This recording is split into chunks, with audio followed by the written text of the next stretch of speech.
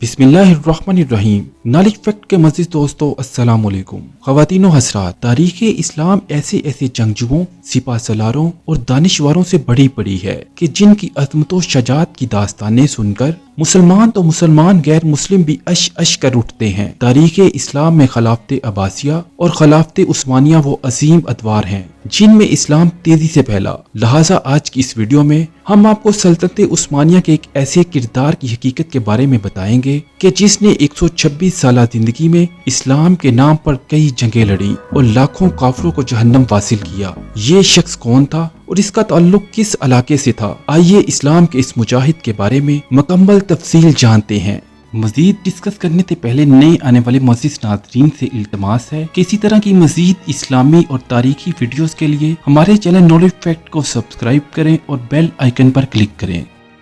معزز خواتین و حضرات، 13ویں صدی کے آغاز میں سلطنت عباسیہ کا خاتمہ ہوا۔ یہ وہ دور تھا جب امت مسلمہ ایک نازک دور سے گزر رہی تھی۔ اسی اثنا میں دنیا کے نقشے پر ایک نئی سلطنت ابھرنا شروع ہوئی۔ چنگیز خان کی قیادت میں منگولیا سے تعلق رکھنے والی ایک خونخوار فوج نے جب اپنی سلطنت کی توسیع کے لیے دوسرے علاقوں پر یلغار کی تو دیکھتے ہی دیکھتے اس فوج نے مشرقی وسطی یورپ کو فتح کر لیا۔ چنگیز خان کی منگول فوج نے تمام تر ہولناکیوں اور کامیابیوں کے ساتھ ایک مسلح سخت جان فوج کے ہمراہ ترکی اور ایران کی جانب رخ کیا تو یہاں آ کر انہوں نے دیکھا کہ ترک قبائل خیمہ بستیوں میں تقسیم ہو چکے ہیں۔ ترک خانہ بدوش تھے اور قبائل میں بٹے ہوئے تھے، تاہم ان میں کائی قبیلہ نہ صرف طاقت میں زیادہ مضبوط تھا بلکہ ان کے پاس دانشوروں اور جنگجوؤں کی ایک بڑی طاقت موجود تھی۔ معزز خواتین و حضرات، کائی قبیلے کے سردار سلیمان شاہ کو سمجھدار سپاہ سالار مانا جاتا ہے، جبکہ ان کے بیٹے ارطغرل غازی کی بہادری اور شجاعت کے قصے بھی تاریخ کا ایک اہم حصہ ہیں۔ تاہم کائی قبیلے کی اصل طاقت ایک نہایت ہی بہادر شخص کو مانا جاتا ہے۔ محققین اس بہادر شخص کا نام ترگت غازی کے نام سے کتب میں درج کرتے ہیں۔ خواتین و حضرات، ترگت سن 1200 میں سلجوقی سلطان رکن الدین سلیمان کے دور میں پیدا ہوا۔ اس کی جائے پیدائش کا محققین میں اتفاق نہیں۔ اس کے والدین کی وفات کے بعد کائی قبیلے کے سردار سلیمان شاہ کی بیوی نے اس کی پرورش کی۔ وہ ارطغرل کا بچپن کا دوست تھا۔ ایک ہی گھر میں دونوں پروان چڑھے۔ ترگت نے جنگی مہارت اور تیر اندازی کی تربیت سلیمان شاہ سے حاصل کی، لیکن ترگت نے روایتی انداز یعنی تلوار سے لڑائی کی بجائے کلہاڑے کا استعمال کیا۔ اس کا یہ انداز سب سے الگ تھا۔ وہ کلہاڑے سے دشمن کے پرخچے اڑا دیتا تھا۔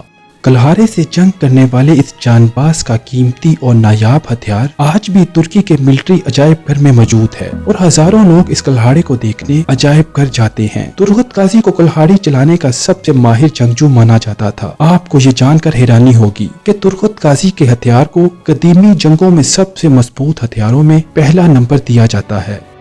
خواتین و حضرات، ترگت غازی اسلام کے ان مجاہدین میں شامل ہوتے ہیں جن نے تقریباً ایک صدی تک اسلام کی روشنی کو دنیا کے کونے کونے تک پھیلانے کے لیے کفار سے جنگیں لڑی۔ تاریخ انہیں اس لیے بھی جانتی ہے کہ ان کی شجاعت و بہادری بے مثال تھی۔ اس کے علاوہ تاریخ میں لکھا ہے کہ ترگت غازی اتنے بہادر تھے کہ اکیلے 20 آدمیوں سے لڑ سکتے تھے اور اگر ان کی آنکھوں پر پٹی بھی بندھی ہوتی پھر بھی بخوبی لڑتے تھے۔ ناظرین، اردو زبان کی تاریخی کتب میں ان کو نورگل کے نام سے موسوم کیا جاتا ہے۔ ترگت انتہائی خوبصورت اور کڑیل انسان ہوا کرتے تھے، جبکہ اس عظیم جنگجو سپاہی نے میدان کارزار میں جرأت کی وہ مثالیں قائم کی جنہیں سن کر ہر مسلمان میں جہاد کا جذبہ جاگ اٹھتا ہے اور اس کا بھی دل چاہتا ہے کہ وہ بھی اسلام کے اس عظیم مرد مجاہد کے نقش قدم پر چلتے ہوئے اپنے دین کی خدمت کرے۔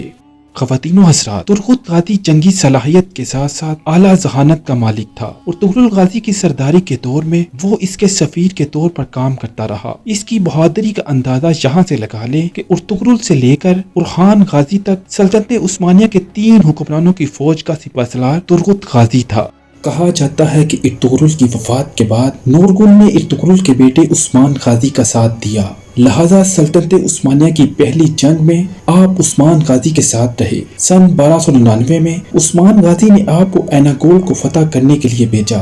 آپ نے ایناگول کو فتح کیا اور 36 سال اس تاریخی شہر کے گورنر رہے۔ ناظرین، یہ فتح یا حکمرانی آرام سے حاصل نہیں ہوئی تھی۔ اس کامیابی کے پیچھے 90 سال کی طویل جدوجہد بھی تھی جو ترگت غازی نے سلیمان شاہ، ارطغرل غازی، عثمان غازی اور اورخان غازی کے ساتھ مل کر کی۔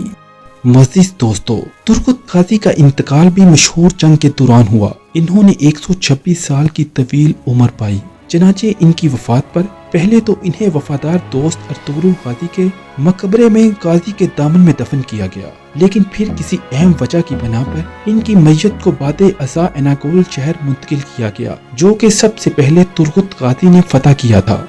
दोस्तों, आखिर में दुआ है कि अल्लाह ताला इस्लाम के मुजाहिदों को जन्नतुल फरदौस में आला मुकाम अता फरमाए और आज मुश्किल की इस घड़ी में मुस्लिम उम्मा को दोबारा ऐसे ही निडर मुजाहिद अता फरमाए। आमीन सवामीन। इसी दुआ के साथ वीडियो का इख्तिताम होता है। वीडियो पसंद आने की सूरत में वीडियो को लाइक करें और शेयर करके दूसरे दोस्तों तक पहुंचाने में हमारा साथ दें। जज़ाकल्लाह।